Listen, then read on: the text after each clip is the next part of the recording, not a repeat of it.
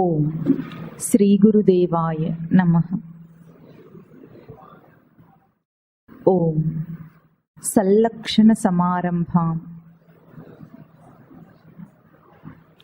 చిదానందేతి మధ్యమాం అస్మదాచార్య పర్యంతాం వందే గురు పరంపరాం. ఓం శ్రీ గురుదేవాయ నమః. ఓం గీతామృత మహోదధయే నమః. ఓం గీతామృతాస్వాద ఆనందాయ నమః.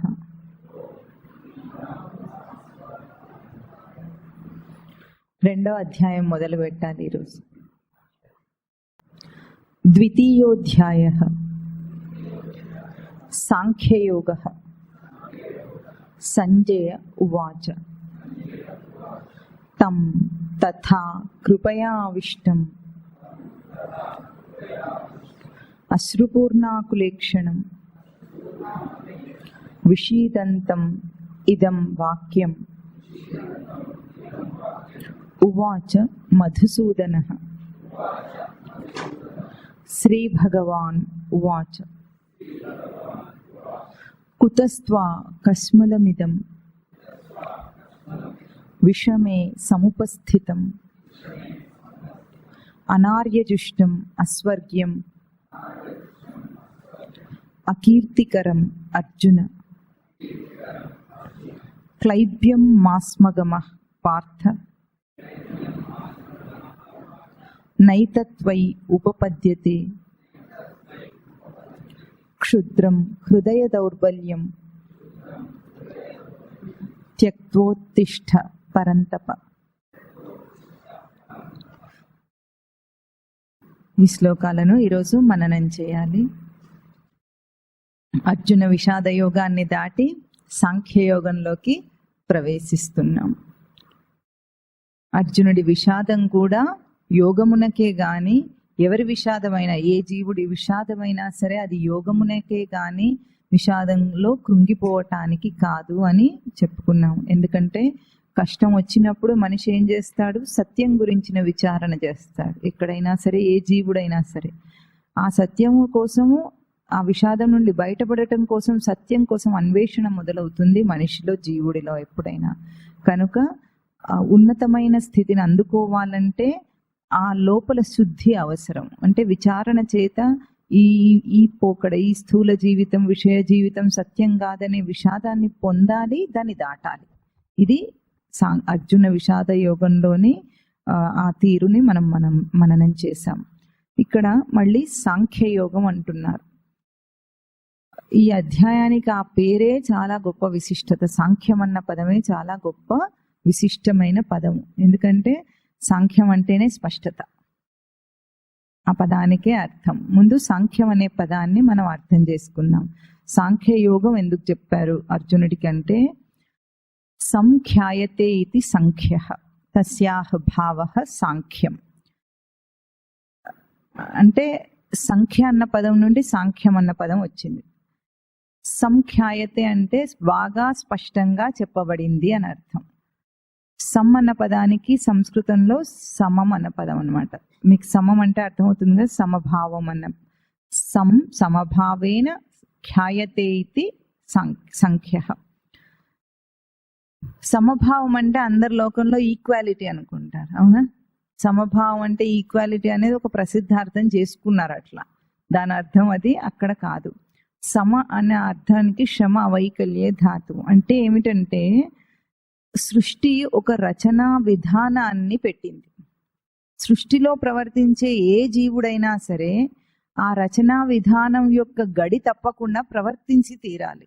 ఉదాహరణకి ఏమిటంటే, ఇప్పుడు ఒక ఫ్యాన్ డిజైన్ చేయబడింది అన్న, దానికి ఒక డిజైన్ ఉంది కదా వెనుకాల. ఫ్యాన్ పనిచేయడానికి దాని వెనుక ఒక డిజైన్ ఉందా లేదా? ఆ డిజైన్ ప్రకారంగా దాన్ని అమర్చారు. ఆ అమరికతో ఎప్పుడైతే మనము దానికి విద్యుత్ శక్తిని ప్రసారం చేస్తామో అప్పుడు ఏమవుతుంది? ఆ డిజైన్ ప్రకారంగా అది నడవాలి. అప్పుడు సమన్వయం అయినట్లు. కానీ ఆ డిజైన్కి వ్యతిరేకంగా అది చేయగలదా? చేయలేదు. సృష్టిలో ఏది చేయలేదు. అది మనం తయారు చేసిన ఫ్యాన్తో మనకు అర్థమవుతుంది, కానీ సృష్టి కూడా మనని అట్లాగే రచించింది. అంటే ప్రతి జీవుణ్ణి అట్లాగే రచించింది. ఎట్లా రచించింది? సృష్టిలో ఉన్న ఒక ఉనికి అంశము, ఆ ఉనికి అంశంతోనే సమన్వయమై తాను ప్రవర్తించాలి. అట్లాగే జీవులందరినీ సృష్టి చేసింది ఆ రచన ప్రకారంగా. ప్రతి జీవుడు అట్లాగే ప్రవర్తించాలి, ప్రవర్తిస్తూ ఉన్నాడు కూడా నిజానికి. కానీ అది అర్థం కాక, గుర్తించక ఏమనుకుంటాడు? దాన్ని వ్యతిరేకించి స్వేచ్ఛగా నేను నా అంతటా నాకు ఒక స్వేచ్ఛ ఉంది, దాంతో నేను ప్రవర్తిస్తున్నాను అనుకుంటాడు ప్రతివాడు. కానీ ఎవ్వరూ కూడా సృష్టిలో ఏ ప్రాణి కూడా, ఏ జీవుడు కూడా సృష్టి యొక్క గడి తప్పి ప్రవర్తించదు. లోకంలో మనకు ఈ అపరా ప్రకృతి అంటాం. అంటే బయట ఉన్న గాలి, నిప్పు, నీరు ఇవన్నీ కానీ, భూమి కానీ, ఈ సౌరమండలంలో ఉన్న గ్రహాలన్నీ కానీ ఎప్పుడైనా సృష్టి రచనను అతిక్రమించి వాటికి స్వేచ్ఛగా ప్రవర్తించగలవా? అవి ప్రవర్తిస్తాయి ఎప్పుడన్నా? సృష్టిలో ఏదైనా, ప్రకృతిలో ఏదైనా ప్రవర్తించదు. అట్లాగే మనం కూడా ఏమీ స్వేచ్ఛగా ప్రవర్తించటం లేదు. కానీ మన భ్రాంతిలో మనం ఏమనుకుంటాం? నేను నా ఇష్టం వచ్చినట్టు బ్రతుకుతున్నా, ఎవరు అండర్ కంట్రోల్లో నేను లేనని కొంతమంది స్వేచ్ఛా భావాలు ఉంటాయి. జీవులు స్వేచ్ఛగా ప్రవర్తిస్తున్నానని అనుకుంటాడు. ఎప్పటికైనా సరే సృష్టి రచనకు సమన్వయమయ్యే స్పష్టమైన స్వరూపుడు జీవుడు. జీవుడు సాంఖ్య స్వరూపుడు. దీన్ని అర్థం చేసుకోవాలంటే, సంఖ్య అంటే మీకు అందరికి అర్థమవుతుంది కదా. సంఖ్య అంటే నంబర్, భాష మార్చి చెప్పారు. అంకె తెలుగులో, అంతేనా? సరే, అంకెతోనే అర్థం చేసుకుందాం. ఒక అంకె ఉందనుకోండి 9. దాని విలువ ఎంత? 9, అంతేనా? 9 అనే ఒక సంఖ్యకు మనం ఎంత విలువ ఇస్తున్నాం? 9 అంటున్నాం. 9 9లు 81. 81 అంటే 81 ఎంత? 81 అంటే 80.999కి సమానం అవుతుందా? కొంచెమే తేడా కదా. 0.1 తేడా ఉంటే సమానం అవుతుందా? కాదు. పోనీ 81కి బదులుగా 82, 81,000 పెట్టుకుందాం. మన చేతిలోనే కదా రాయటం. నెంబర్లు ఎవరి చేతిలో ఉన్నాయి? మన చేతిలోనే కదా. దానికి విలువ ఎక్కువ ఇద్దాం. ఎందుకు అంతే ఇవ్వాలి అని దయదలిచి ఇవ్వటానికి ఉందా? ఉండదు. అంటే ఆ నెంబర్కి సంఖ్య అన్న పదం ఎందుకు వచ్చిందంటే అది వెల్ డిఫైన్డ్, అది అంతే, ఇంకోలాగా చెప్పడానికి లేదు. దాని విలువ మారదు, ఎవరేం చేసినా మారదు. అది ఎట్లా అయితే ఉంటుందో అట్లానే సాంఖ్య పదం కూడా సంఖ్య పదం నుండి వచ్చింది. అంటే ఒక స్పష్టమైన నియంతృత్వం ఉంది సృష్టిలో. అది ఉనికి యొక్క విధానం. ఆ ఉనికి యొక్క శాసనంలోనే, విధానంలోనే పరాప్రకృతి అయినా అపరాప్రకృతి అయినా, అంటే బయట ప్రకృతి ఏదైతే మనకు కనిపిస్తుందో అదైనా, ఈ జీవుల రూపంలో ఉన్న 84 లక్షల జీవరాశులని మనం ఏమంటాం, వాళ్ళందరైనా ఆ ప్రాణులన్నీ కూడా ఎట్లా ప్రవర్తించాలి? సృష్టి ఎట్లా డిజైన్ చేసిందో అట్లాగే ప్రవర్తించాలి. ఇది సాంఖ్యం అంటారంటే స్పష్టంగా చెప్పబడినది సాంఖ్యం. చెప్పండి. నిర్వచనం చేసి చెప్పబడింది. అట్లాగే సంస్కృతంలో ప్రతి పదం కూడా సాంఖ్యమే అంటారు స్వామివారు. అంటే ఒక పదం ఎట్లా వస్తుంది సంస్కృతంలో, దానికి ఒక ధాతువు ఉంటుంది. ఆ ధాతువు నుండి తీసుకొని అది నిర్వచనం చేయబడింది, వెల్ డిఫైన్డ్. అంతకంటే వేరుగా దాన్ని ప్రయోగం చేయడానికి వీల్లేదు అన్నట్లుగా నిర్వచింపబడినవి సంస్కృత పదాలన్నీ కూడా. ఇప్పుడు సంఖ్య ఒక ఉపమానం మనకు అర్థమైంది. ఒక సంఖ్య మారదు, దాని విలువ ఎంత ఉందో అంతే ఉంటుంది. ఎక్కువ చేయటానికి కానీ తక్కువ చేయటానికి కానీ మనకు స్వేచ్ఛ లేదు, అది సంఖ్య. అట్లాగే జీవుడి ప్రవర్తన సాంఖ్య ప్రవర్తన. వాడు సృష్టిలో ఏ ఉనికి యొక్క రచన ఉందో ఆ ఉనికి యొక్క రచనలో ఇమిడి ప్రవర్తించాలి, ఇమిడకుండా ప్రవర్తించలేడు. మనకు ఎట్లా అర్థమవుతుందంటే, ఇప్పుడు రాక్షసులు ఉన్నారు. రాక్షసులు అందరూ కథలో ఎట్లా ఉంటారు? నారాయణుడిని వ్యతిరేకిస్తారా లేదా? సాధారణంగా అందరు రాక్షసులు నారాయణుడికి వైరి, అందరు శివభక్తులు ఉంటారు, నారాయణుడిని ఎదిరించి ప్రవర్తించే వాళ్ళం అనుకుంటారు. కానీ వాళ్ళ కథల్లో చూడండి, చక్కగా అందరూ వాళ్ళ చావుని వాళ్ళే డిజైన్ చేసుకుంటారు. ఎట్లా? నారాయణుడు అవతారానికి తగినట్టుగా వీడే వెల్ డిజైన్డ్ గా డిజైన్ చేసుకొని చచ్చిపోతాడు. తపస్సు చేసి కోరుకొని మరీ చచ్చిపోతాడా లేదా? అంటే నేను వ్యతిరేకిస్తున్నాను అని అనుకున్నప్పటికీ సృష్టిని నువ్వు వ్యతిరేకించలేవు.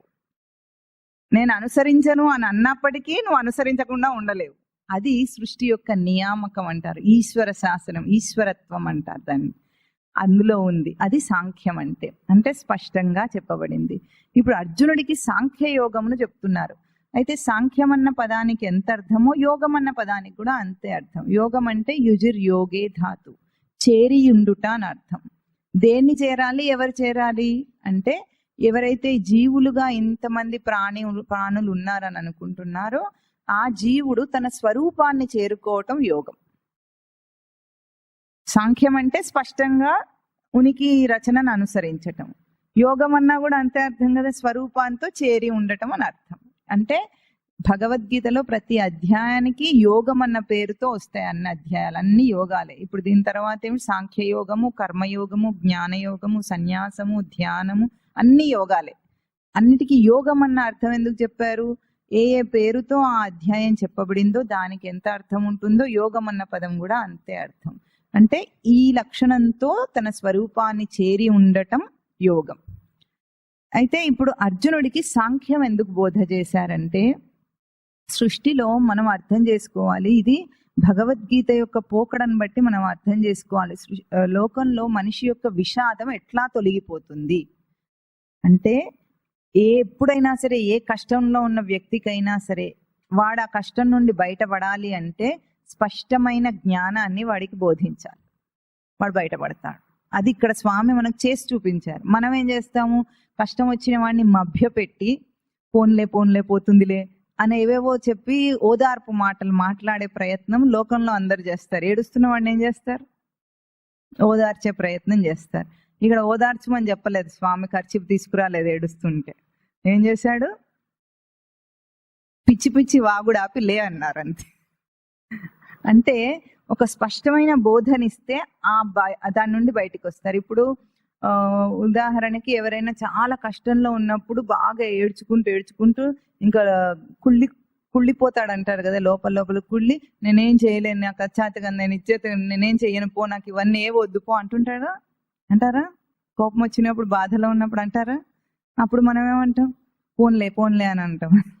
పోన్లే లేవు, ఇక్కడేమున్నాయి, నోరు చెంప మీద ఒక్కటేసి వాడిని ఆ షాక్ నుండి బయటికి తీసుకురావడానికి ప్రయత్నం చేస్తామా? అట్లాగే ఇక్కడ చెంప మీద కొట్టలేదు కానీ స్వామి కొట్టినంత మాట అన్నాడు. కొట్టుడికేం తక్కువ కదా ఆ మాట. అట్లాంటి మాటలు ఇక్కడ ఈరోజు మనము శ్రీ భగవాను వాచలో చూస్తాం అన్నమాట. ఇక్కడ ముందు ఇది సాంఖ్యయోగము సంజయ వాచ శ్లోకంతో మొదలవుతుంది. సంజయుడు ఏం చెప్తున్నాడంటే వెనుక మనము అర్జునుడి విషాదము చాలా బాగా స్పష్టంగా చూసాము. ఏమన్నాడు, నేను యుద్ధము చేయను అని నిశ్చయం చేసుకొని ధనుర్బాణాలన్నీ వదిలేసి కూలబడ్డాడు రథంలో. అక్కడ దాకా వచ్చింది. అక్కడ అట్లా తం తథా కృపయావిష్టం అశ్రుపూర్ణాకులేక్షణం విషీదంతం ఇదం వాక్యం ఉవాచ మధుసూదన. ఇదం వాక్యం ఉవాచ తం అటువంటి వాణిని గురించి, తథా అట్లాగూ, కృపయా ఆవిష్టం దయచేత దీనభావం చేత చుట్టబడిన వాడట. అర్జునుడు ఎట్లా ఉన్నాడు, కృపచేత ఆవిష్టం చుట్టబడి ఉన్నాడు. దీనత్వాన్ని పొంది దయను పొంది ఇంకా దీనత్వంలో చుట్టబడి ఉన్న అర్జునుడికి ఇంకా ఏమంటున్నారు, విషీదంతం విషాదంలో మునిగి ఉన్న అర్జునుని గురించి అశ్రుపూర్ణాకులేక్షణం కళ్ళల్లో నీళ్లు నిండినాయట. అశ్రువులు అంటే తెలుసా మీకు? అశ్రుపూర్ణాకులేక్షణం కళ్ళల్లో నిండి నీళ్లున్న అర్జునుడి గురించి మధుసూదన ఇదం వాక్యం ఉవాచ. మధుసూదనుడు ఈ మాటలను చెప్తున్నాడు. సంజయ ఉవాచ అన్నప్పుడు కూడా మనము ఈ మహాభారత ఘట్టంలో ఈ యుద్ధకాండలో సంజయుడి పాత్ర చాలా విశిష్టమైనది. సంజయుడు ఒక్కడే ఏం చేశాడు, సంజయుడు ఒక్కడే లైవ్ టెలికాస్ట్ చూడగలుగుతున్నాడు.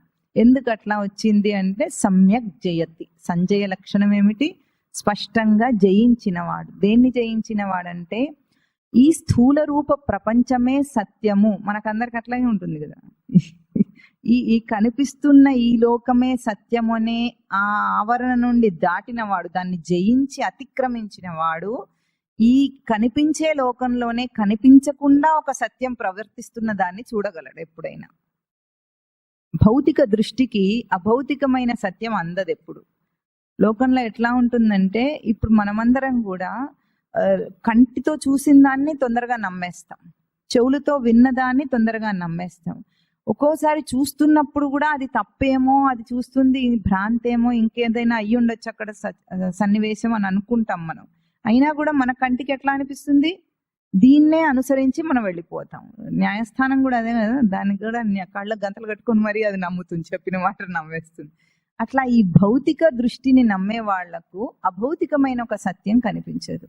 పూర్వం మన ఋషులు మునులు అందరూ కూడా తపస్సు చేసిన వాళ్ళు ఎట్లాగూ ఈ భౌతిక స్థూల రూప జగత్తు యొక్క సత్యాన్ని దాటి సృష్టి యొక్క రహస్యాన్ని అర్థం చేసుకోగలిగారు. అట్లాంటిదే సంజయ పాత్ర కూడా అక్కడ. దీన్ని అతిక్రమించడం మనిషికి సాధ్యం. ఇదివరకు మనం పిలక పెట్టుకోవడం ఎందుకన్న దాని మీద కూడా చెప్పుకున్నాం. ఎందుకంటే అభౌతికమైన ఒక ఈ సృష్టి నుండి వస్తున్న ఆ సిగ్నల్స్ అందుకోగలడు మనిషి, అందుకొని దాన్ని గ్రహించగలడు, తపస్సు చేత అది గ్రహించగలడు. అటువంటి ఒక స్వరూపం ఇక్కడ సంజయుడు. కాబట్టి సంజయుడు దూరంగా ఉన్న దాన్ని చూడగలుగుతున్నాడు. మన కంటి ఎదురుగా ఉన్నట్టుగానే ఎట్లా చూడగలుగుతున్నాడంటే దూరంగా ఉన్న దాన్ని స్థూల దృష్టిని అతిక్రమించాడని అర్థం. ఆ సంజయుడు చెప్తున్న మాటలు ఇవన్నీ అన్నమాట. ఇప్పుడు ఎవరి గురించి చెప్తున్నాడు? కృపయా ఆవిష్టం, దీన భావం చేత చుట్టబడిన వాడట. మనిషికి దీనత్వం ఎప్పుడు వస్తుందండి? దీనత్వం ఆపాదన చేసుకుని ఏడుస్తుంటాడు. అంటే వాళ్ళకి ఏదైనా కష్టం వస్తే ఇంకా ఇంకా కష్టాన్ని అందరూ సానుభూతి చూపించాలని అందరు అనుకుంటుంటారు కదా. లోకంలో కష్టంలో ఉన్న వాళ్ళు ఏం కోరుకుంటారు? సానుభూతి చూపించాలని కోరుకుంటారు. అందుకే ఏడ్చేడ్చి చెప్తుంటారు కదా అందరికి విషయాలు. సామాన్య ప్రజలందరూ అట్లాగే ఉంటారు. ఆ సానుభూతిలో ఎట్లా ఉంటుందంటే లేనిపోనివి ఇంకా కొన్ని ఎక్కువ ఊహించుకొని కష్టాలన్నీ చెప్పుకుంటూ ఉంటారు. అవి అందరికీ ఉండేవి, ఏమన్నా వీడికొక్కడికి ఉంటాయా? ఉండవు. అయినా వాళ్ళు అట్లా చెప్పుకొని ఏడుస్తూ ఉంటారన్నమాట. అటువంటి దీన స్వభావము మనిషికి చాలా చాలా గొప్ప నీచమైన దుర్బలత్వం, పనికిరాందది. ఆ దయ నీచమైందని ఇప్పుడు మా స్వామి మాటల్లో మనకు కనిపిస్తూ ఉంటుంది. అట్లా ఎప్పుడూ మనిషి ప్రవర్తించకూడదు. అట్లాంటి దీనత్వంలో కూరుకుపోయాడట అర్జునుడు. కూరుకుపోవటం అంటే అర్థమవుతుందా? కూరుకుపోవటం ఎప్పుడు అంటాం మనం? బయటికి రాలేకుండా ఉంటే కూరుకుపోయాడు అంటాం. కొద్దిగా వెళితే బయటికి రావచ్చు, కానీ కూరుకుపోయాడు అర్జునుడు అక్కడ. అలాంటి దీనత్వంలో కూరుకుపోయిన అర్జునుడు విషాదంలో మునిగిపోయాడట. ఎంత కష్టం వచ్చింది అర్జునుడికి పాపం. ఏం కష్టం వచ్చింది? యుద్ధం చేసి ఓడిపోయాడా? చేయలేదు. ఇంకేమైనా అయ్యిందా అసలు? అక్కడ ఎవరైనా ఎదిరించి ఏమన్నా అన్నారా? ఏమనలేదు. కేవలము నా అన్న ఒక్కటే చిన్న భావం అది. ఆ ఒక్క చిన్న భావము. ఈ కథ కూడా అర్థం చేసుకోండి. ఆ స్థానంలో, అర్జునుడి స్థానంలో ధర్మరాజును పెట్టలేదు. కథ చూపించాలంటే ధర్మరాజును పెట్టుండొచ్చు కదా. ధర్మరాజు ఎట్లాగూ శాంతిగా మేమే అనే మాటలు మాట్లాడే మనిషే కదా, ఎక్కువగా పౌరుషం చూపించాడు కదా. అట్లాంటి మనిషిని పెట్టలేదు. పెట్టకుండా ఏం చేశారు? మహావీరుడైన ఒక అర్జునుడిని పెట్టారు అక్కడ. అర్జునుడు ఎట్లాగూ సాధన కర్కుతనం, సాధనలో పురోగతి అర్జునుడు. అటువంటి అర్జునుడికి ఇటువంటి స్థితి వస్తుంది అని చూపించడం కోసము, అంటే ఎంత గొప్పవాడైనా సరే మమత్వం వచ్చిందంటే అంత గొప్పవాడు ఇంత బలహీనుడు అవుతాడు అని చూపించటం కోసం ఈ కథ చూపించారు. ఆ అర్జునుడు విషాదంలో మునిగిపోయి ఉన్నాడట. ఎందుకు? ఎదురుగా ఉన్న వాళ్ళని కేవలము నా వాళ్ళు అనుకున్నాడు. ఏదైతే మనిషి తన జీవస్వరూపాన్ని వదిలేసి ఈ భౌతిక దేహంతోనే గుర్తించటం అనేది అహంకారం అంటాం. ఈ భౌతిక దేహంతో తనను తాను గుర్తించుకోవటం అహంకారం. ఆ అహంకారం వచ్చింది, దాని వెంటనే దీనికి సంబంధించినవన్నీ నావవుతాయి. ఆ నా అన్న ఒక్క మమకారం వల్ల అంత మహాబలశాలి అయిన అర్జునుడు ఇంత విషాదంలో మునిగిపోయాడు. ఎట్లా ఉన్నాడు? ఏడ్చే అంత పనే అయింది. చివరికి ఏడుస్తున్నాడు కూడా, ఏడ్చే అంత పనే ఉంది. పోయినసారి చెప్పుకున్నాం కదా, కదిలిస్తే నీళ్లు గారుతాయి ఇంకా కళ్ళల్లోంచి. ఆ స్థితిలో ఉన్నాడు అర్జునుడు. అశ్రుపూర్ణాకులేక్షణం. ఏడుపు ఎప్పుడు వస్తుందండి? మనకు సంతోషంలో ఏడుపు వస్తుంది, కళ్ళల్లో నీళ్ళు వస్తాయి.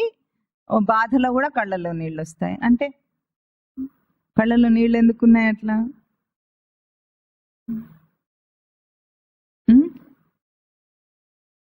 మన కంట్లో ఎప్పుడు తడి ఉంటుంది, మీకు తెలుసా?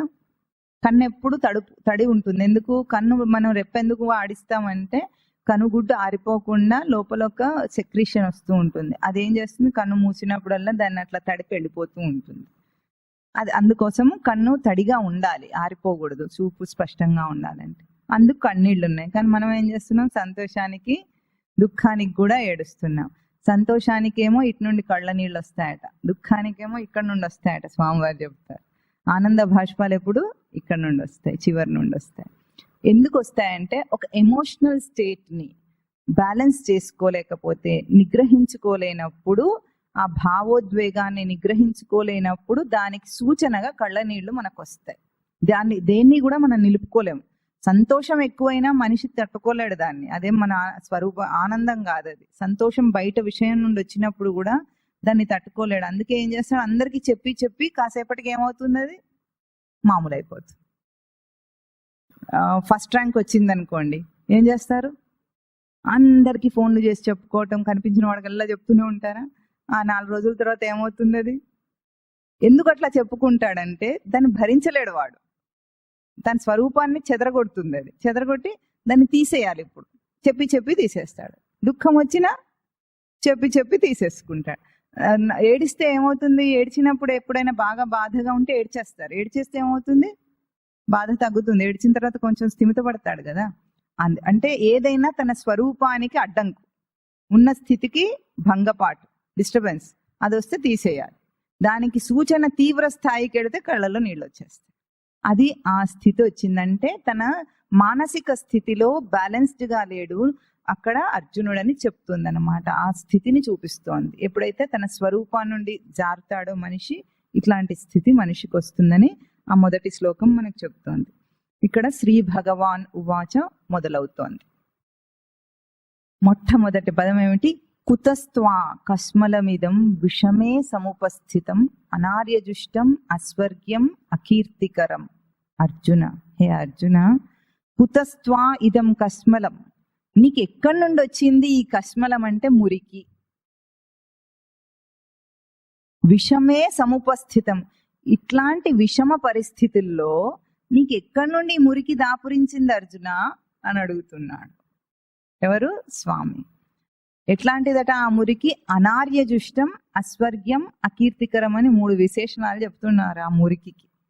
ఎటువంటి ప్రవర్తన చేస్తున్నావు నువ్వు, అనార్యజుష్టం అంటే మహాత్ములైన వాళ్ళకు తగినది కాదు, నీచులకు తగినది నువ్వు చేస్తున్న ప్రవర్తన. అస్వర్గ్యం అంటే, స్వర్గ్యం అంటే ఉన్నత గతి, ఉత్తమ గతికి వెళ్లాల్సినది కాదు నీ ప్రవర్తన, ఉత్తమ గతికి వెళ్ళేటట్లుగా లేదు. ఇంకోటి అకీర్తికరం, అప్రతిష్ట పాలు చేసేది, లౌకికార్థం, అక్కడ భౌతికంగా. అట్లా ఉన్న ఈ మురికి నీకు ఎక్కడి నుండి దాపురించింది అర్జున అంటున్నాడు. ఈ శ్లోకంలో మనం అర్థం చేసుకోవాల్సింది చాలా ముఖ్యమైన పదం, విషమే సముపస్థితం. ఒక విషమ పరిస్థితి ఉంది అని స్వామి చెప్తున్నాడు. అర్జునుడు ఏమంటున్నాడు, నాకు ఇంకా గొప్ప విషమ పరిస్థితిలో ఉన్నాను అంటున్నాడు అర్జునుడు. అర్జునుడి విషమ పరిస్థితి ఏమిటి, మనకు వెనుక తెలుసు కదా ఏమిటది, నా వాళ్ళు అందరూ చనిపోతారు అనేది అర్జునుడి కష్టం. స్వామి ఏమంటున్నాడు, ఇంతటి విషమ పరిస్థితుల్లో దాన్ని తీసుకుని ఏడుస్తామేమిటంటే అంతకంటే ఇంకొక విషమ పరిస్థితి ఉందన్నమాట. లోకంలో మనిషికి రాగలిగిన అతిపెద్ద కష్టం ఏమిటి,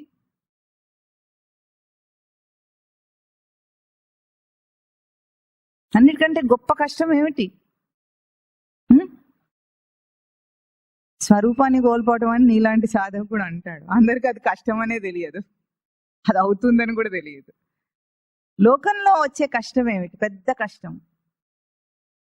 మీకు ఎవరికి కష్టాలు లేవా, పెద్ద కష్టాలు లేవా?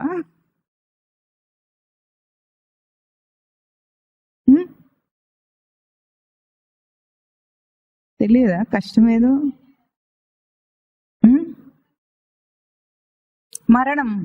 మరణం అన్నిటికంటే పెద్ద కష్టం కదండి. ఎవరికైనా అంతకంటే పెద్ద కష్టం, డబ్బు పోతే సంపాదించుకోవచ్చు, చనిపోయిన వాడు తిరిగి రాడనేదే కదా అన్నిటికంటే గొప్ప కష్టం మనం అనుభవించేది.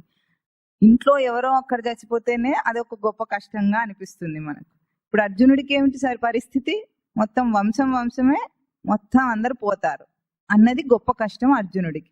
స్వామి ఏమంటున్నాడు, అదేం పెద్ద కష్టం అన్నట్టు, ఇప్పుడు ఇంత విషమ పరిస్థితుల్లో ఆ కష్టం గురించి ఏడుస్తావేమిటి అని అంటే, ఇంకా గొప్ప కష్టం ఏముంది, స్వామి చెప్పే కష్టం ఏమిటది?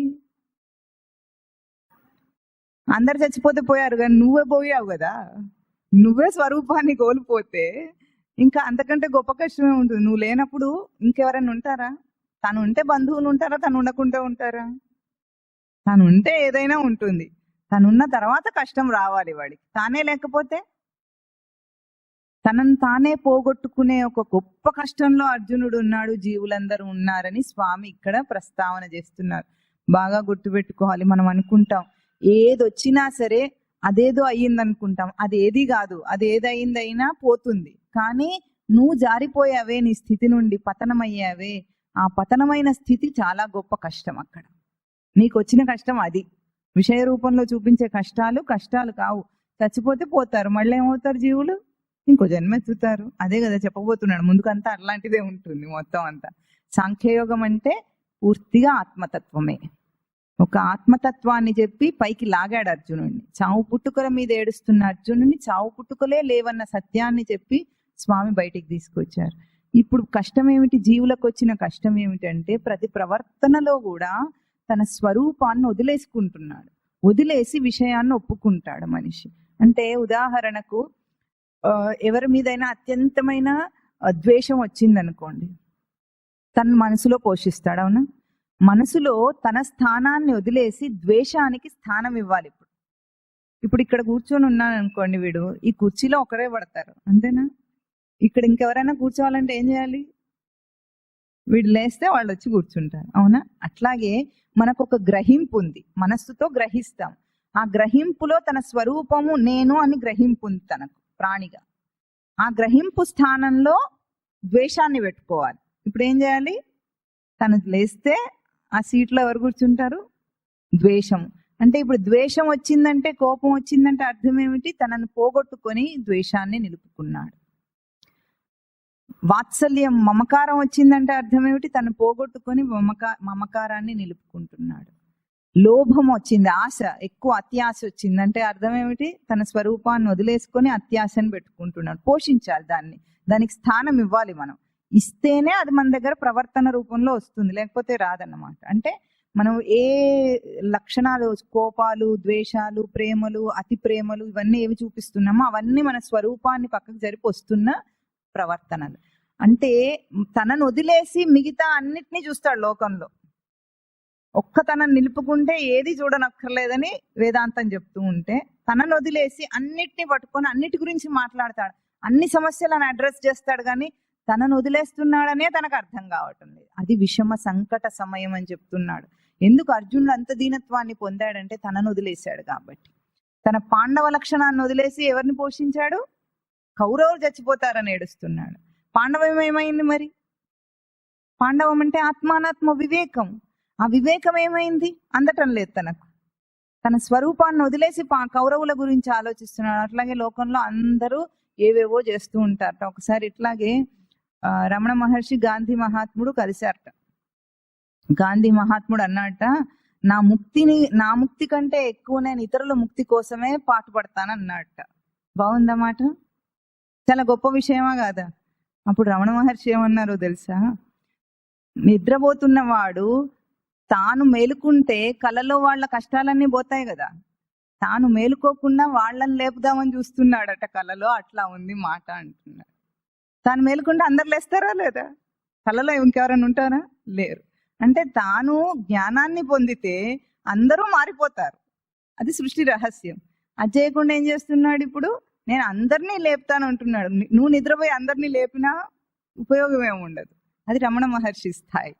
అంటే లౌకికంగా మనకు అనిపించే ఏవైతే మంచి చెడు భావాలు ఉంటాయో అవన్నీ కూడా తన స్వరూప స్థానాన్ని ఆక్రమించి ప్రవర్తిస్తున్నాయి. ఇది మనిషి తనను తాను నిలుపుకొని ఏదైనా చేయొచ్చు. మంచి చేయకూడదు అని చెప్పటం లేదు, తనను తాను పోగొట్టుకొని చేయకూడదు. ఇప్పుడు అర్జునుడు ఏం చేస్తున్నాడు? ఏడుపు వచ్చింది అర్జునుడికి. ఇదే గనక త్యాగంతో వచ్చి ఉంటే ఈ వైరాగ్యము, అది వేరేలాగా ఉంటుంది. ఏడుపు రాదా మనిషికి? ఇప్పుడు అర్జునుడికి ఏడుపు వస్తుంది అంటే తనను వదిలేసుకున్నాడని అర్థం. అది విషమ సంకట సమయం మనిషి. దాన్ని ఏమంటున్నాడు? కస్మలం అన్న పదం వాడాడు. అంటే మురికి. మురికి ఎట్లా ఉంటుందంటే, మురికి రావటం వల్ల ఏమవుతుంది? ఇప్పుడు డ్రైనేజ్ లో నీళ్లు పోవట్లేదు అనుకోండి, అంటే అర్థం ఏమిటి? చెత్త పేరుకుందని అర్థమా? అప్పుడే నీటి ప్రవాహాన్ని పేరుకున్న చెత్త ఆపేస్తుంది. అట్లాగే మన దేహంలో మనకు హార్ట్ అటాక్ వస్తుందా? అందరికీ హార్ట్ అటాక్ ఎందుకు వస్తుందండి? హార్ట్ అటాక్ ఎందుకు వస్తుంది? రక్తనాళాల్లో కొవ్వు పేరుకుపోతే కొలెస్ట్రాల్ అంటాం దాన్ని. ఆ కొలెస్ట్రాల్ వచ్చినప్పుడు రక్తనాళాల్లో రక్త ప్రవాహం ఆగిపోతుంది, మందగిస్తుంది. ఆ మందగించినప్పుడు గుండె దాన్ని కొట్టుకోలేక పాపం ఒకసారి జర్క్ తింటుంది. తినేటప్పుడు మనం దాన్ని ఏమంటాం? Heart attack. అది వచ్చింది అర్జునుడికి. ఇప్పుడు ఏమొచ్చింది? మమకారం అనే ఒక మాలిన్యం, మురికి తన సచ్చిదానంద స్మృతి వివేకంతో ప్రవర్తించడానికి రానివ్వటం లేదు. ఆ వివేకం అందటం లేదు బుద్ధికి. ఉంది లోపల సచ్చిదానంద స్మృతి అందరికీ ఉంది, వివేకం అనేది అందరికీ ఉంది, బై డిఫాల్ట్ మన రచనలోనే ఉంది. కానీ అది మన ప్రవర్తనకు రావటం లేదంటే మన బుద్ధి అందుకోలేకపోతుంది లోపల సచ్చిదానంద స్మృతిని. అక్కడ ఏమి ఇరుక్కుంది? అహంకారము, మమకారం అనే మురికి అందరికీ పట్టింది, జీవులందరికీ పట్టిన మురికి.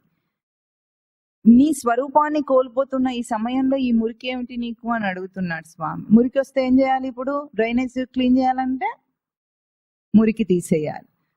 లోపల కొవ్వు కరగాలంటే మన వాళ్ళు ఏం చేస్తారు? కొవ్వు కరిగించే మందులు ఇవ్వకుండా ముందేసే ఓ స్టంట్ వేసేస్తారు వాడికి.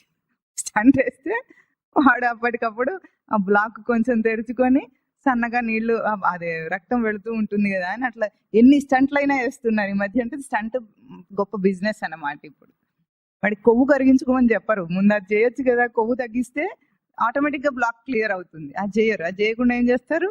వాటి డబ్బులు కావాలి కాబట్టి ఓ స్టంట్ వేసి పంపించేస్తారు. స్టంట్ వేసినప్పటి నుండి వీడేమో సున్నితమై సుకుమారంగా బ్రతకాలి. మళ్ళీ ఇంకోసారి వెళ్ళారనుకోండి ఇంకో స్టంట్ వేస్తాడు. అట్లా మా మఠంలో అతనికి 5 స్టంట్లు వేశారు పాపం. ఇప్పుడు కొవ్వు కరిగించారు మొత్తానికి ఎట్లాగో. అది చేయకుండా ఇది చేస్తారనమాట. ఇప్పుడు ఆ మాలిన్యాన్ని తీసేయాలి అర్జునుడికి. స్వామి యొక్క లక్ష్యం ఏమిటి? బోధ చేత మమకారం అనే మాలిన్యాన్ని తీసేస్తే లోపల వివేకం తనంతట తానే బయటికి వస్తుంది, తన బుద్ధికి అందుతుంది. అంటే మనిషి సరైన ఆలోచన చేయగలుగుతాడు ఎప్పుడు? ఇలాంటి ఏ మాలిన్యం లేకుండా ఉన్నప్పుడు. ఈ కస్మలం ఎక్కడి నుండి వచ్చింది అంటున్నా. అది ఎటువంటిదట? అనార్యజుష్టం అంటున్నాడు. ఆర్య పదం విన్నారా ఎప్పుడైనా? ఆర్య అని సంబోధన చేస్తారు కదా. ఆర్య అంటే గొప్పవాళ్ళు, మహాత్ములు అని అర్థం. మన దేశానికి ఆర్యవర్తం అని పేరు తెలుసా మీకు? ఒకప్పుడు భారతదేశాన్ని ఆర్యవర్తం అన్నారు. ఎందుకంటే ఎంతో మంది స్పష్టమైన ప్రవర్తన చేసే మహాత్ములు ఈ దేశంలో ఉన్నారు. అటువంటి ప్రవర్తనలతో మన దేశం ఉండేది కాబట్టి ఆర్యవర్తం అంటారు. ఆర్యం అంటే రుజు ప్రవర్తన అని అర్థం. రుజు ప్రవర్తన అంటే ఏమిటంటే ఫేర్ కాండక్ట్ అంటాము. అంటే మహాత్ములు అన్నవాళ్ళు ఎవరిని మహాత్ములు అంటారు లోకంలో అంటే మనస్యేకం వచస్యేకం కర్మణ్యేకం మహాత్మనః అంటారు. అంటే మనస్సు, వాక్కు, కర్మ లోపల ఏ భావం ఉందో అదే వాళ్ళు మాట్లాడతారు. మనస్సులో ఎటువంటి భావం ఉందో అదే భావాన్ని మాట్లాడతారు వాక్కుతో. వాక్కుతో ఏం మాట్లాడతారో అదే వాళ్ళ చేష్టల్లో ఉంటుంది, చేతల్లో ఉంటుంది. ఈ 3 ఒకటిగా ఉన్న వాళ్ళు స్పష్టంగా, అంటే మనసులో ఒకటి పెట్టుకొని మాటలో ఒకటి చెప్పి చేతలో ఇంకొకటి ఉండకుండా ఎవరైతే స్పష్టంగా ప్రవర్తిస్తారో వాళ్లను మహాత్ములు అంటారు. అటువంటి వాళ్ళను ఆర్యపదం అంటే రుజు ప్రవర్తన అంటారు దాన్ని. అటువంటి ప్రవర్తన నీకు లేదు ఇక్కడ. అనార్యజుష్టం అంటున్నాడు స్వామి. నీకు ఆర్య ప్రవర్తన లేదు, ఇది నీచ ప్రవర్తన అంటున్నాడు స్వామి అర్జునుని. ఎందుకు అట్లా అన్నాడు అంటే నిజానికి అర్జునుడి మనస్సులో రాజ్యకాంక్ష పోలేదు. రాజ్యకాంక్ష పోయిన మాటలు కావు ఇవన్నీ, లోపల రాజ్యకాంక్ష ఉంది తప్పకుండా. అందుకే కదా వెనుక ఎంత తపస్సులు అవన్నీ చేసి ఎన్ని అస్త్రశస్త్రాలు దేనికోసం చేశాడు? రాజ్యం కోసమే చేశాడు. రాజ్యం కోసమే తన ఏర్పాటంతా సిద్ధమవుతూ ఉన్నాడు ఇన్ని సంవత్సరాలు. ఆ రాజ్యకాంక్ష తనకేమీ పోలేదు.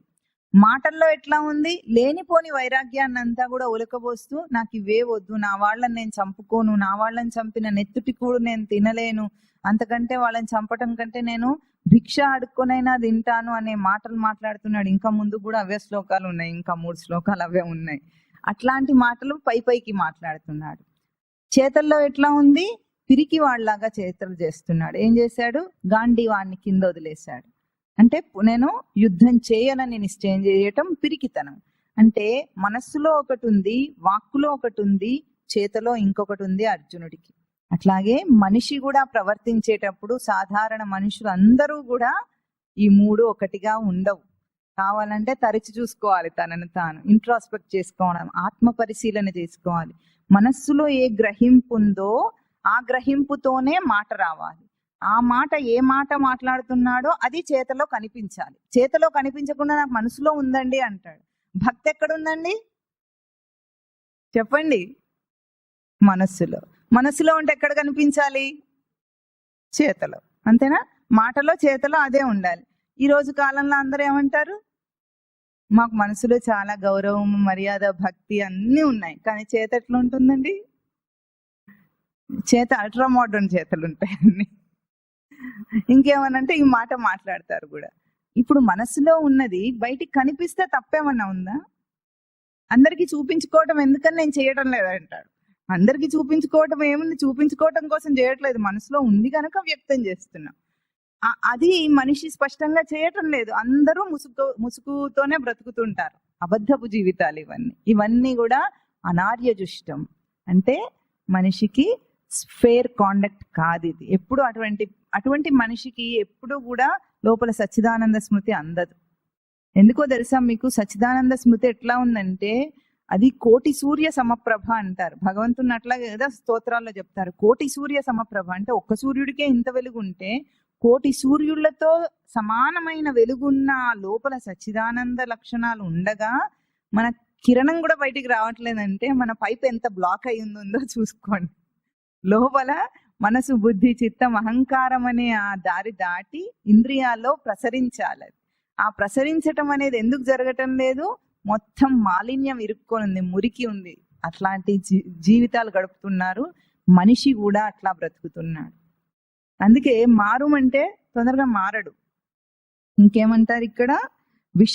విషమే అన్న ఆ పదానికి అర్థం ఏమిటంటే షీ బంధనే ధాతు. బంధంలో ఇరుక్కున్నాడు అర్జునుడు. ఇరుక్కోవటం అనే పదం అర్థమవుతుందా మీకు? ఎరక్కబోయి వచ్చాను, ఇరుక్కుపోయాను. ఎరక్కబోయి సంసారంలో దూరాడు, ఇరుక్కుపోయాడు. మనిషి ఏ స్థాయిలో ఎక్కడెక్కడ ఇరుక్కుంటాడో లెక్కలేదు దానికి. తగుదునమ్మా అని వెళ్తాడు, ఇరుక్కుంటాడు. ఎట్లా ఉంటుందంటే అడవుల్లో ఈ గ్రానైట్లు పరిచి పెడతాడు చూసారా టెర్రరిస్టులు, దాని మీద కాలు పెడితే ఏమవుతుంది? నిలబడలేడు, కాలు తీయలేడు. నిలబడి ఉండాలంటే చేత కాదు, కాలు తీస్తే ముక్కలవుతాడు. అట్లా ఉంది వాడి పరిస్థితి. ముందుకెళ్తే నుయ్యి, వెనక్కి వెళ్తే గొయ్యి. అలాంటి పరిస్థితుల్లో ఇరుక్కున్నాడు జీవుడు. స్వయంకృత కర్మబద్ధుడై అంటాడు ప్రహ్లాదుడు. ఎవరో ఇరికించలేదట, వాడే స్వయంకృతంగా చేసుకున్న అపరాధాలు ఇవన్నీ. అట్లా ఇరుక్కున్న స్థితి అర్జునుడిదని చెప్తున్నారు. మనం కూడా అట్లాగే ఇరుక్కున్నాం. ఎట్లా ఇరుక్కున్నాం అంటే మనం అనే ఒకే మాట ఏమిటో తెలుసా? దోషం. పెళ్లి చేసుకోవటం తప్పు కాదు, అపరాధాలు దోషాలు ఏం కాదు. అది ఏదో జరిగింది, సామాజిక కట్టుబాట్లు పెళ్లి చేసుకున్నారు. పిల్లల్ని గంటం దోషం కాదు, ఉద్యోగాలు చేయటం దోషం కాదు, ఇవేవి దోషం కాదు. మనం ఏమంటామంటే ఇదే జీవితం, ఇదే సత్యం అంటాం. అది దోషం. ఇరుక్కోవటం అంటే అదన్నమాట. ఇంతకంటే ఇంకో జీవితం ఉంది, ఇంకో సత్యం ఉంది, జీవుడిగా తన స్వరూపం ఉంది. ఈ జన్మలనెత్తే జీవుడికి ఈ పెళ్లిలో ఈ తల్లిదండ్రులకి ఈ భార్య పిల్లలకి ఏం సంబంధం లేదు అనే సత్యం వాడికి తెలియకుండా ఇదే సత్యం అనుకొని జీవిస్తాడు చూసారా? అది దోషం. దీన్ని ఏమంటారంటే మనిషి 3 స్థాయిల్లో ఇరుక్కొని ఉండటం కాదు, ప్రవర్తన ఉంటుంది 3 స్థాయిల్లో. ఒకటేమో స్థూలం, ఒకటేమో సూక్ష్మం, ఒకటేమో అభౌతికం. సూక్ష్మం కంటే ఇంకా అభౌతికం లోపలి స్థాయి. ఎట్లా అంటే స్థూల దృష్టి ఉన్నవాడు ఎప్పుడు కూడా దేహం గురించే ఆలోచిస్తాడు.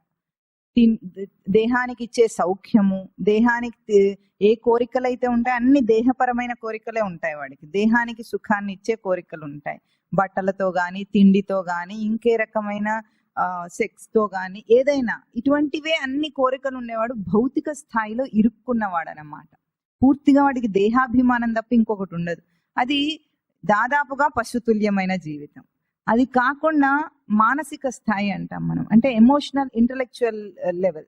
ఇంటలెక్చువల్ లెవెల్ ఎట్లా ఉంటుందంటే ఈ భౌతిక ఈ తిండి తిప్పలు వీటి మీదనే కాకుండా తెలివితేటలతో ఆలోచించే పనులు చేసే వాళ్ళు ఉంటారు లోకంలో. ఎట్లా ఉంటారు? కొంతమంది సైంటిస్టులు ఉంటారు, గొప్పగా చదువుకొని తెలివితో ప్రవర్తించే వాళ్ళందరూ కూడా తిండి తిప్పల గురించి పెద్దగా ఆలోచిస్తారా? అందం గురించి ఆలోచిస్తారా? ఎప్పుడైనా సైంటిస్ట్ అందంగా ఉన్న సైంటిస్ట్ ని చూసారా? ఉండడు. ఎందుకు ఉండడు? అసలు దేహ ధ్యాస ఉండదు వాళ్ళకి.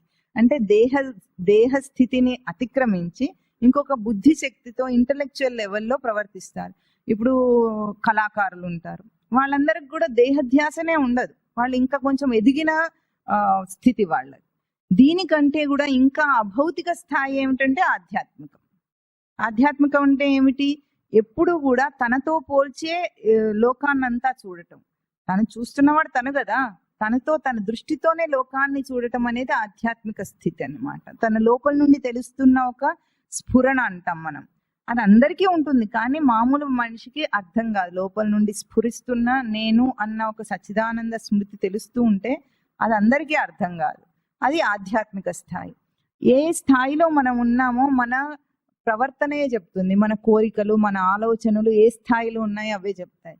లౌకిక స్థాయిలో ఉన్నవాడు ఈ భౌతిక విషయ చర్చలలోనే ఉంటాడు. వాడి జీవితం ఎప్పుడు అందులోనే గడుస్తూ ఉంటుంది. మాట్లాడినా అలాంటి విషయాలే, చేసినా అలాంటివే, ఆలోచనలు చేసినా భౌతికమే. అట్లాంటి వాళ్ళు ఎట్లా ఉంటారంటే గబుక్కున ఆధ్యాత్మికత కోసము తనలో భౌతికమైన మార్పులు తీసుకురారు. అందం కోసం ఆలోచించటం కానీ ఇవన్నీ కూడా వాళ్ళు తీసుకురాలేరు. ఆ స్థాయి అంతే ఉంటుంది. అది విషమ పరిస్థితి, మనిషికి సంకట సమయం, అందులో ఇరుక్కున్నాడు అన్నమాట. అది వాడికి బంధం అవుతోంది.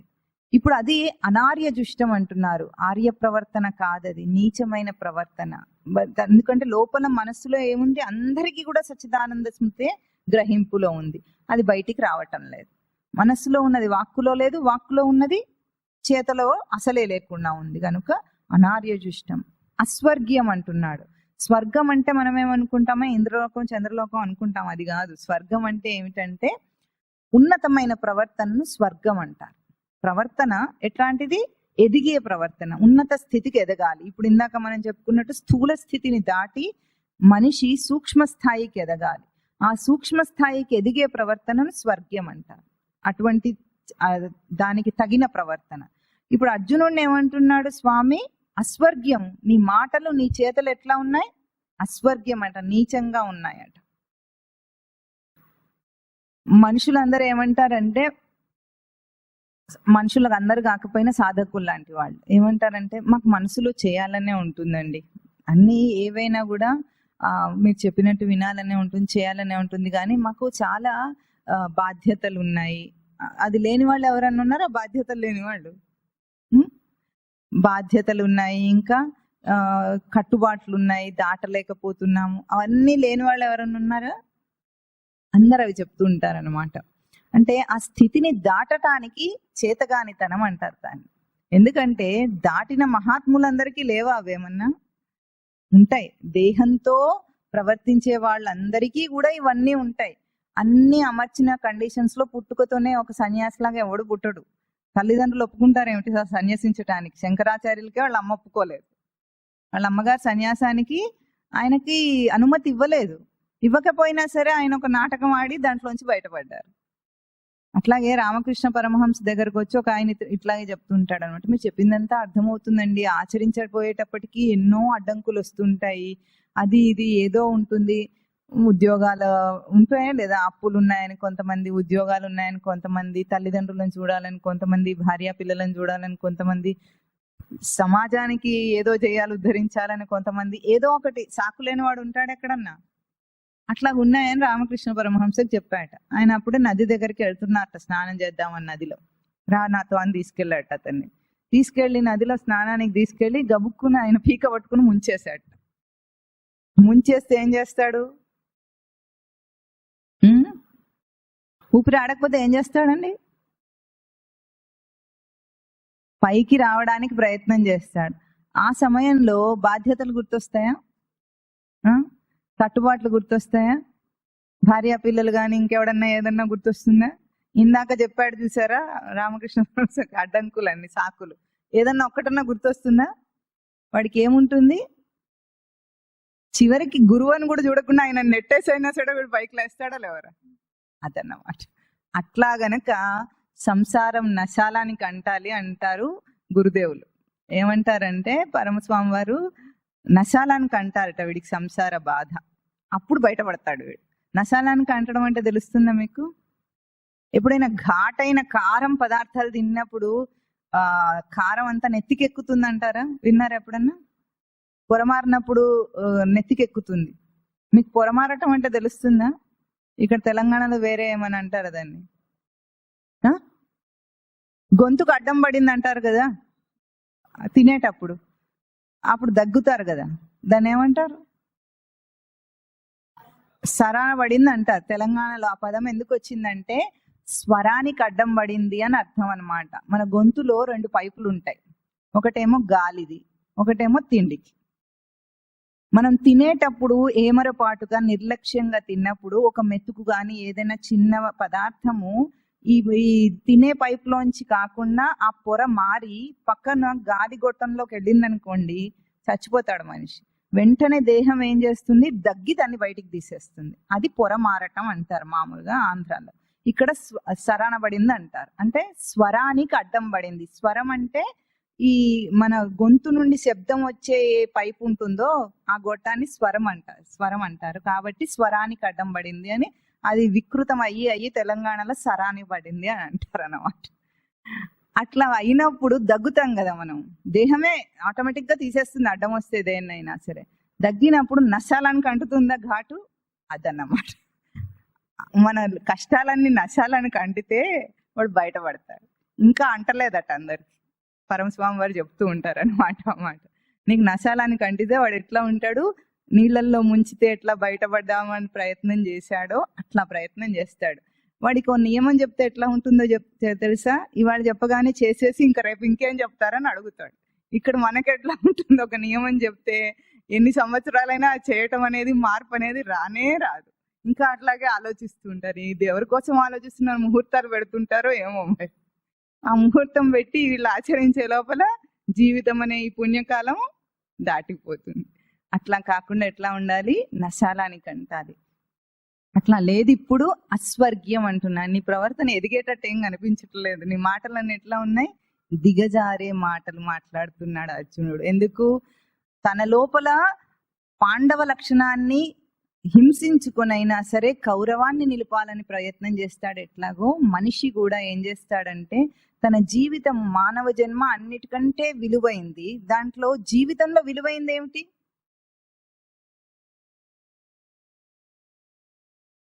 జీవితమే. జీవించటం. జీవితం అంటే ఏమిటి అసలు? జీవించటం.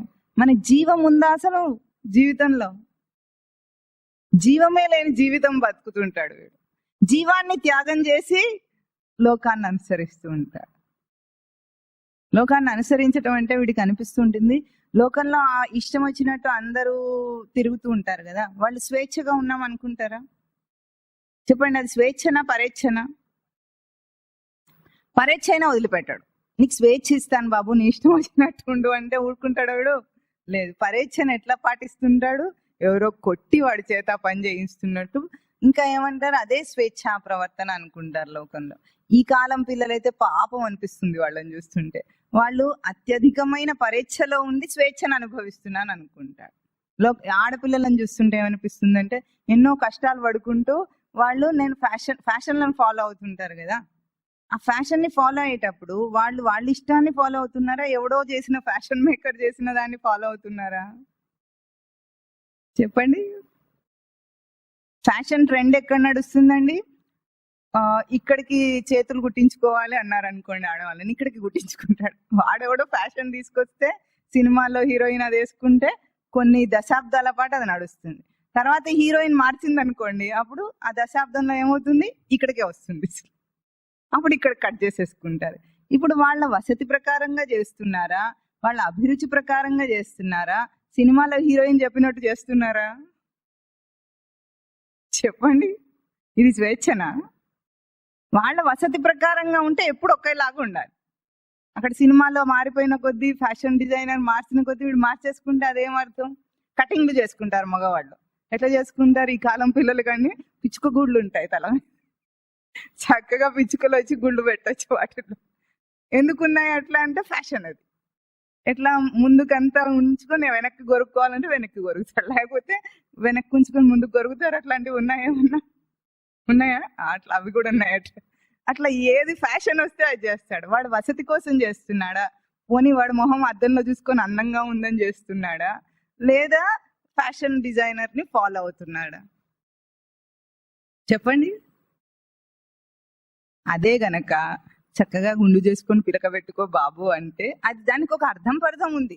శాస్త్రం ఏది చెప్పినా అర్థం లేకుండా ఫ్యాషన్ డిజైనర్ లాగా చెప్పదు. అది దానికి ఒక అర్థం ఉంటుంది, అది మాత్రం చేయడు. అదే గనక హీరో ఎవడో చేశాడు అనుకోండి, అప్పుడు చేస్తాడు.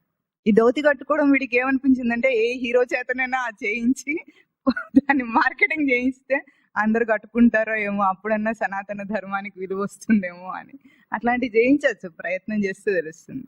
ఇప్పుడు నరేంద్ర మోదీ గారు కట్టుకున్నారు అనుకోండి, కొంతమంది మారుతారు, కాపీ క్యాట్లు ఉంటారు కదా, ఆ విలువ తెలిసినా తెలియకపోయినా అప్పుడు చేస్తారు. లేకపోతే ఏ పాపులర్ హీరో ఎవరు ఒక్కరు చెప్పండి పేరు.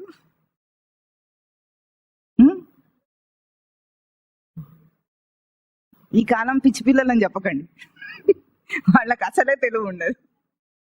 అట్లా ఎవడన్నా చేస్తే అప్పుడు చేస్తారు. కానీ హిందూ ధర్మం కోసము చెప్పిన ఒక విలువను కాపాడటం కోసం చేయరు. మారతారా సాధకులు? మారతారా? మారటం లేదు. అది అస్వర్గ్యం, అంటే ఎదిగే ప్రవర్తన కాదు, వృద్ధి పొందటం లేదు అక్కడ జీవుడు. అట్లాగే ఆ స్థితిలో ఉన్నాడు. అర్జునుడు కూడా అవే మాటలు మాట్లాడుతున్నాడు. ఇంకా అవి ఎటువంటివి? అకీర్తికరం. కీర్తి అంటే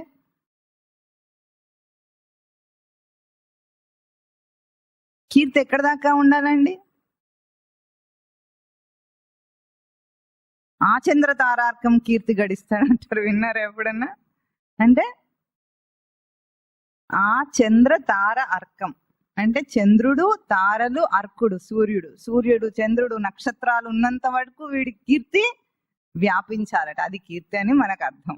కానీ కీర్తి అంటే వ్యాపించటం అని అనుకోండి. పోనీ అంటే విశాలం అవ్వటం. ఇక్కడ అర్జునుడిని అకీర్తికరం అంటున్నారు. నీ మాటలు, నీ ప్రవర్తన అకీర్తికరమైనవి. నీకు వచ్చిన మురికి ఏమిటి? అకీర్తికరం అంటే ఏమిటంటే విశాల భావం కాదు, సంకుచిత భావం అంటున్నారు. విశాల భావం ఎట్లా ఉంటుందంటే, నేను అన్న తన స్వరూపాన్ని గుర్తించిన వాడు జీవుడు తనను తాను ఎప్పుడైతే ఈ జన్మలో ఈ దేహంలో కనిపిస్తున్న తన స్వరూపం అనుకోకుండా జన్మాంతరంగా వస్తున్న తన జీవుడు అనే స్వరూపం, ఇంతవరకు చెప్పండి ఎన్ని జన్మలు ఎత్తుంటాడు జీవుడు? లెక్క కట్టగలమా? చెప్పలేం. శాస్త్రం చెప్పిన ప్రకారంగా అయితే ఉన్నతమైనది మానవ జన్మ గనుక, దానికంటే నీచమైన అన్ని జన్మలు ఎత్తేసాడు గనుక ఇప్పటికి 84 లక్షలను ఒక రఫ్ చెప్పగలం, మనం ఒక సమాధానం చెప్పగలం. ఒక్కొక్క యోనిలో ఎన్ని జన్మలు ఎత్తాడు అంటే, సింహంగా ఎన్ని జన్మలు ఎత్తాడు, లేడి పిల్లగా ఎన్ని జన్మలను ఎత్తాడో అవైతే లెక్కనే లేవు. పురుగులుగా ఎన్ని జన్మలను ఎత్తాడు అంటే, పురుగు ఎంతసేపు ఉంటుంది?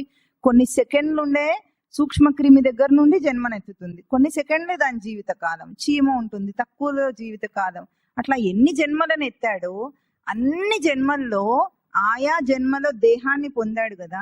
దేహాన్ని పుట్టించిన తల్లిదండ్రులు ఉంటారా లేదా? ఆ తల్లిదండ్రులు అందరూ అన్ని జన్మలో ఉంటారు. పెళ్లి చేసుకోకపోయినా తల్లిదండ్రులు అయితే ఉంటారా లేదా? అది సృష్టి ప్రక్రియ కాబట్టి. ఇప్పుడు వాళ్ళందరితో బంధంలో ఉన్నాడా తాను? లేడు. అంటే జీవుడిగా తనను గుర్తించినప్పుడు ఎప్పుడైతే ఆ సత్యం అర్థమవుతుందో, ఈ జన్మలో తల్లిదండ్రులు ఉన్నారు, ఎన్ని మానవ జన్మలో తల్లిదండ్రులు ఉన్నారో అందరూ ఉన్నారా లేదా? వాళ్ళందరూ ఏమైనా సత్యమా? ఇప్పుడు తల్లిదండ్రులతో ప్రవర్తించేటప్పుడు కూడా ఇదే ఇంకా అల్టిమేట్ సత్యం, ఇంతకంటే వేరేది లేదనుకోకుండా వాళ్ళ కృతజ్ఞత ఉండాలి, దేహం ఇచ్చిన కృతజ్ఞత భావం ఉండాలి. కానీ మమకారం ఉండకూడదు, వాత్సల్యం ఉండకూడదు, మమకారం ఉండకూడదు. ఎవరి మీదనైనా సరే, తాను పుట్టించిన తన సంతానం మీదనైనా సరే వాత్సల్యం ఉండకుండా ప్రేమ ఉండొచ్చు. ప్రేమ ఎటువంటిదంటే అది సార్వజనీనమైంది అంటారు, అంటే విశాలమైంది ఉండాలి. భావన ఎట్లుండాలి? నేను జీవుడిని, వాడు కూడా జీవుడు, ఈ సృష్టిలో ఒక భాగం, నేను ఈ సృష్టిలో ఒక భాగము, వాడు కూడా స్వర్గప్రాప్తి అంటాం మనం, అంటే ఎదగాలి, ఉత్తమ గతికి వెళ్ళాలో వాడు కూడా ప్రవర్తించి ఏం చేయాలి? ఈ దేహంతో వాడుకొని ఉత్తమ గతికి వెళ్లాల్సిన వాడు. నేను అదే చేయాలి, వాడి చేత కూడా అటువంటి ప్రవర్తన చేయించాలనేది ఒక విశాల భావం. అట్లా లేకుండా ఎట్లాగైతే నేను, నా వంశము, నా గోత్రం అని ఇప్పుడు అర్జునుడు అంటున్న మాటలు ఎట్లాగైతే నా వంశం నాశనం అవుతుంది అన్నాడు, కులనాశనం అవుతుంది అన్నాడు వెనకాల. ఆ కులం మీద వ్యామోహం గాని, ఈ దేహం మీద వ్యామోహం గాని, ఇటువంటివన్నీ వాత్సల్య భావాలు వచ్చినప్పుడు మనిషి సంకుచితం అవుతాడు, అంటే కృషించుకుపోతాడు అనమాట. తన స్వరూపాన్ని తానే లిమిట్ చేసుకుంటాడు, పరిమితం చేసుకొని ఆలోచిస్తాడు. పరిమిత బుద్ధికి పరిమితమైన ఆలోచనలు వస్తాయి. విశాల బుద్ధికి ఏమొస్తుంది? విశాలమైన ఆలోచనలే వస్తాయి. ఆలోచన ప్రవర్తనలోకి వస్తుంది. విశాలత్వం ఆలోచనలో ఉండాలి. ఇక్కడ అర్జునుడు పొందింది సంకుచితత్వం. అందుకే ఇక్కడ అకీర్తికరం అన్నారు. కీర్తి అంటే వ్యాపించటం. వ్యాపించటం అంటే అక్కడ స్ప్రెడ్ అయిపోవటం కాదు, తన భావంలో తాను నిండిపోవటం, తన సచ్చిదానంద స్మృతిని నింపుకోవటం. అది ఎప్పుడైతే ఒక వ్యక్తిలో వస్తుందో మనం అనుకుంటాం కదా, ఎట్లా వస్తుంది ఇదంతా, చెప్పటానికి బాగుంది. మీకు అనిపిస్తుందా ఎట్లా ఇది అని? ఎవరికైనా అనిపిస్తుందా? ఆ సచ్చిదానంద స్మృతిని దర్శనం చేయటం అంటే ఎట్లా అనిపిస్తుంది ఎప్పుడన్నా? మనకు 10 ఇంద్రియాలు ఉన్నాయని మనం చాలాసార్లు చెప్పుకున్నాము. ఇన్ని ఇంద్రియాలలో కూడా ఏదైనా ఒక్క ఇంద్రియాన్ని తీసుకోండి, ఆ ఇంద్రియ ప్రవర్తనలో తాను చేస్తున్న దోషం ఎట్లా ఉంది. మన చెయ్యి కదిలినా, కాలు కదిలినా, కన్ను చూస్తున్నా, ఏది చేస్తున్నా సరే అందులో ఒక దోషం వస్తుంది. ప్రవృత్తి దోషం అంటాం దాన్ని. అంటే వేగం కానీ, లేకపోతే అలసత్వం కానీ, లేకపోతే అతి నిదానం కానీ, ఇవన్నీ ప్రవృత్తి చేష్టలు. అంటే సత్వరజస్తమో గుణాల చేష్టలు. ఇవి వస్తున్నప్పుడు ఏ ఒక్క ఇంద్రియంలోనైనా గుర్తించగలగాలి. ఆ ఒక్క ఇంద్రియాన్ని మార్చుకుంటే, తర్వాత సాంఖ్యయోగంలోనే వస్తుంది ఆ శ్లోకం, ఒక్క ఇంద్రియాన్ని అనుసరించి లోపల తన ప్రవర్తన అంతా మారిపోతుంది. అందుకే మనిషి నియమాచరణ చేసేటప్పుడు ఎందుకు ఇంతగా నియమాలను ఆచరించమంటున్నామంటే, తర్వాత శ్లోకంలో క్లైబ్యం మాస్మగమ పార్థ అంటాడు స్వామి. క్లైబ్యం అంటే ఏమిటో తెలుసా మీకు? క్లీబత్వం. క్లీబత్వం అంటే నపుంసకత్వం అంట. నపుంసకత్వమును పొందక అర్జున అని తిడుతున్నాడు. లోకంలో ఎవరైనా ఇంతకంటే వేరే తిట్టు తిట్టగలరా? ఒక మగవాణ్ణి పట్టుకొని నపుంసకుడు అని తిడితే ఎట్లా ఉంటుంది లోకంలో? అంతటి మాటను అర్జునుడి మీద ప్రయోగించాడు స్వామి. క్లైబ్యం మాస్మగమ, క్లీబత్వాన్ని పొందకు. అంత గొప్ప తిట్టు ఎందుకుంది? భగవద్గీతలో తిట్లుంటాయా? ఒకసారి స్వామివారు చెప్తారు, ఎవరో ఇంట్లాగే భగవద్గీత చదివి ఇందులో అన్ని తిట్లున్నాయని చదవటం మానేశాడు. ఎందుకంటే మరి తిట్టకేం చేస్తాడు స్వామి? అమ్మ తిట్టకుండా ఉంటుందా? పిల్లవాడు చెడిపోతుంటే బాగుపడాలంటే తిట్టాలా వద్దా చెప్పండి? అది ప్రేమ యొక్క తిట్టా, పగతో తిడుతుందా? ఎంత ప్రేమ ఉంటే అంత ఎక్కువ తిడతారు అమ్మ, అవునా కాదా? అట్లాంటివే ఈ మాటలు. కానీ దాంట్లో లోతు అర్థం చేసుకోండి. అంతటి మాట ఒక వీరుణ్ణి అంటున్నాడు స్వామి అంటే ఎంతటి దుర్బలత్వం. తర్వాత ఏమంటాడు? క్షుద్రం హృదయ దౌర్బల్యం త్యక్వా ఉత్తిష్ట. హృదయ దౌర్బల్యం నీచమైంది. క్షుద్రం అంటే నీచమైన హృదయ దుర్బలత్వాన్ని విడిచి లే అర్జున అంటున్నాడు. కూడబడ్డాడు కదా, ఇప్పుడు లే అంటున్నాడు. ఉత్తిష్ట అంటే ఏమిటి అర్థం అంటే, అన్నిటికంటే నీచమైంది చేతగానితనం. దుర్బలత్వం అంటే చేతగానితనం. మనుషులు అంటారే ఏమనుకున్నా చేయలేకపోతున్నాను అనేది అన్నిటికంటే నీచమైన ప్రవర్తన. ఇంకే పాపం ఉండదు లోకంలో అంతకంటే. ఎందుకో తెలుసా? మనం వచ్చే వారము, ఆ పై వారము శ్రీ భగవాన్ ఉవాచ అని 11వ శ్లోకం మొదలైనప్పుడు భగవాన్ శబ్దానికి అర్థం చెప్పుకుంటాం. భగవాన్ అంటే సర్వసమర్థ స్వరూపం అని అర్థం. సమర్థత భగవాన్ అంటే. జీవుడు ఆ సమర్థ స్వరూపుడు. సమర్థతను హింసించుకొని తొక్కేసుకొని చేత కాదు అన్న మాట మాట్లాడిన వాడు ఈ లోకంలో అన్నిటికంటే పెద్ద పాపం చేసినవాడు. దానికి మీకు వచ్చే వారము వివరంగా చెప్తాడు. ఎందుకంటే సాధకుల్లో ఒక చెచ్చర పుట్టాలి. ఎంత చెప్పినా ఎంత విన్నా మార్పు రాకుండా కాకుండా, ఇప్పుడు మీరందరూ శ్రద్ధగా వింటున్నారు. విన్న దాని వల్ల ఉపయోగం ఏమిటి? అది మీ ప్రవర్తనలో బయటికి వ్యక్తం అవ్వాలి. వ్యక్తం అయితే విన్నట్టు, లేకపోతే ఈ చెవి నుండి విని ఆ చెవిలో వదిలేసినట్టు కాకూడదు. ఈ మాటలు, ఈ బోధ మీలో ఏదైనా పరివర్తన తీసుకొస్తే ఆ పరివర్తన వ్యక్తం అవ్వాలి. మరి వ్యక్తమైతే ఉన్నట్టు. దీపం వెలిగిందంటే వెలుగు బయటికి వస్తే దీపం వెలిగినట్ట, లేకపోతే వెలగనట్ట? నేను ఉన్నాను కానీ వెలుగు రాలేదంటుందా దీపం ఎప్పుడైనా? సాధ్యమా? అది సాధ్యం. పువ్వు పరిమళించిందంటే వాసన రాకుండా ఉంటుందా? అది వాసన వెదజల్లటం కోసం అది విచ్చుకోలేదు. అది పువ్వు విచ్చుకుంటే సహజ ప్రక్రియ వాసన రావటం అనేది. అట్లాగే ఎప్పుడైతే బోధ అవగాహన అయ్యిందో తనలో మార్పు రావటం సహజ ప్రక్రియగా జరగాలి, కానీ ఒత్తిడితో చేయదు. పువ్వు తనంతట తాను నేను వాసనని ఇస్తున్నాను తీసుకో తీసుకో అంటుందా? అనదు. పువ్వు విచ్చుకుందంటే వాసన వచ్చేస్తుంది, దీపం వెలిగిందంటే వెలుగు వచ్చేస్తుంది. అప్పుడే అందుకే సాధకుల్లో చెచ్చరబుట్టాలి. అర్జునుడికి చెచ్చరబుట్టడం కోసం అంత తిట్టాడు స్వామి, లేకపోతే అర్జునుడు లేవడు. ఆ మమకారం అనే వాత్సల్యంలో కృంగిపోయి ఉన్నాడు. కృంగిపోయిన వాడిని ఒక్కసారి పైకి లేపుతాడు స్వామి. 11వ అధ్యాయం నుండి మనకు ఆ శ్లోకాల పోకడ చూస్తే అర్థమవుతుంది. ఏ జీవితంలో ఏ భయాలు పెట్టుకొని ఏ సంఘానికి మనము ఏ ప్రవృత్తికి మనం కట్టుబడి ఉన్నామో అదంతా అసత్యం. లేదు సృష్టిలో. లేని దాన్ని ఆపాదన చేసుకొని తన సమర్థతను తెలుసుకోలేకుండా బ్రతుకుతున్నాడు మనిషి. ఈరోజు మన యువతకు కావాలి ఈ సమర్థత. యువత ఏ స్థితిలో ఉంది? డిప్రెషన్ అనే మానసిక రుగ్మతకు లోనవుతోంది మన పిల్లలు. యువత అంటే ఎంత నీచమైన స్థితి అది. ఆఫ్టర్ ఆల్ అన్ని సౌఖ్యాలు ఇచ్చి పిల్లలకు మనం ఇచ్చింది ఏమిటి? మానసిక దుర్బలతన. ఒక్క కష్టాన్ని కూడా తట్టుకోలేని దుర్భర స్థితిని వాళ్ళకి ఇస్తున్నామంటే వాళ్ళు మనం ఏం పెంచినట్టు? వాళ్ళకి ఏ సుఖాలు సౌఖ్యాలు ఇచ్చినట్టు? అన్ని కొనిస్తున్నారా లేదా తల్లిదండ్రులు? వాడు సుఖంగా ఉన్నాడా, ఒత్తిడిలో ఉన్నాడా? మనుషులందరూ ఒత్తిడిలోనే బ్రతుకుతున్నారు. దానికి అర్థం లేదు.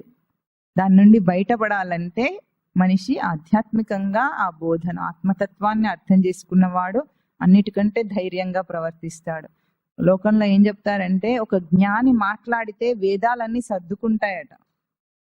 వాగ్వివృతాహ తస్య వేదాహ అంటే జ్ఞాని ఏ మాట మాట్లాడితే అది సర్దుకోవాలంతే, వేదమైనా సరే ఇంకేదైనా సరే. అంత ధైర్యాన్ని ఇవ్వగలిగింది కేవలము వేదాంత తత్వం మాత్రమే. ఎప్పుడు ఆచరణలోకి తీసుకున్న వాడికి ఆ ధైర్యం వస్తుంది. విన్నంత మాత్రాన సరిపోదు. వచ్చే వారం దాని మీద మీకు స్పెషల్ క్లాస్. ఎందుకు ఇంతటి తిట్టు? స్వామి అర్జునుడిని తిడితే మనం కూడా తిట్టినట్టే లెక్క. అది ముందుకు మనకు అర్థం కావాలి. తిట్లు మనకు, బోధ మనకు, అర్జునుడికి ఒక్కడికి కాదు. ఆ అర్జునుడికి అయితే యుద్ధం అయిపోయింది, అర్జునుడు గెలిచాడు. ఈ రోజు దాకా భగవద్గీత మానవాళి చెప్పుకోవాల్సిన అవసరమేముంది? అదంతా అర్జునుడి నిమిత్తంగా చేసుకొని మనకు చేసిన బోధ. అంటే జీవుడు ఎదగటానికి చేసిన బోధగా భగవద్గీతను స్వీకరించి ఆచరణలో మార్పు తీసుకొద్దాం. చేద్దామా? అమ్మో గట్టిగా అన్నారు. సరే చెప్పండి. ద్వితీయోధ్యాయ సాంఖ్యయోగ. సంజయ ఉవాచ తం తథా కృపయావిష్టం అశ్రుపూర్ణాకులేక్షణం విషీదంతం ఇదం వాక్యం ఉవాచ మధుసూదనః. శ్రీభగవాన్ ఉవాచ కుతస్త్వా కస్మలమిదం విషమే సముపస్థితం అనార్యజుష్టం అస్వర్గ్యం అకీర్తికరం అర్జున క్లైబ్యం మాస్మగమః పార్థ నైతత్వై ఉపపద్యతే క్షుద్రం హృదయ దౌర్బల్యం త్యక్త్వోత్తిష్ఠ పరంతప. ఓం తత్ సత్.